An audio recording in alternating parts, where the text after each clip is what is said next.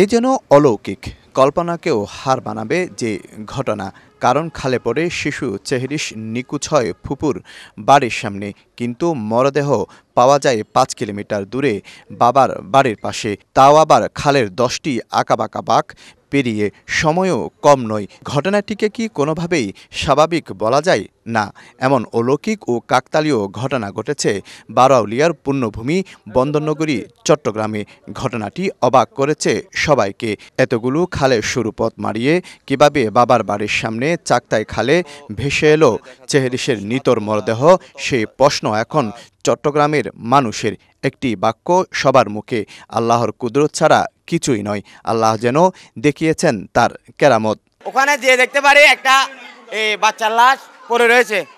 তখন আমি ভাবলাম যে ওটা পুতুল, দেখি যে না, আমার মনে মানতেছে না। তখন আমি ওখানে খালে নামছি নিচে, এতটুকু পানি নামার পরে দেখতেছি এটা বাচ্চার লাশ।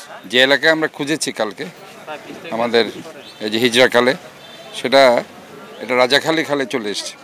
ওই যে ডাইভারশন খাল দিয়ে সেটা বেরিয়ে চলে এসছে। অ্যাকচুয়ালি আমি যখন সকালে এদিকে আসতেছি দোকান খোলার জন্য, আমরা ২-৩ জন মিলে বাচ্চাটাকে দেখি আমি একজন লোককে বলি যে এটা উঠাই এখানে রাখো, কাপড় জাফাই রাখো, অভিভাবক আসলে বা নিয়ে যাবে। তৎক্ষণাৎ ও ভয়ে উঠাই নাই।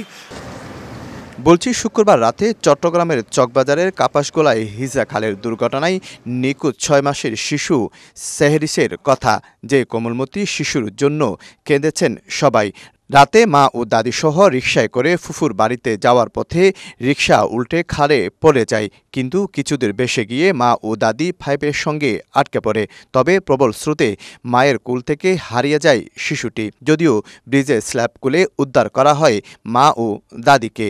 ফায়ার সার্ভিস ও নৌবাহিনীর ডুবুরি দলও দীর্ঘ ১৪ ঘণ্টা পর্যন্ত অভিযান চালিয়ে ব্যর্থ হয়েছে মরদেহ উদ্ধারে। কিন্তু সব প্রচেষ্টাকে ব্যর্থ করে বাবার বাড়ির সামনেই ভিড়ল চেহরিশের ছোট্ট নিতর দেহ। খুঁজে পেল শিশুটি আপন ঠিকানা। শফিকুল আলম, সময় সংবাদ, চট্টগ্রাম।